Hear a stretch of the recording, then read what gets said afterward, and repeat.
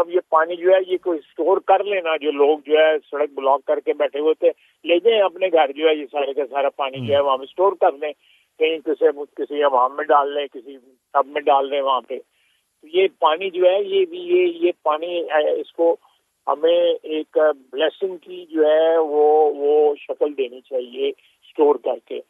उसके लिए बड़े डैम जो हो सकते हैं 8-10 साल लगे वो भी बनने चाहिए।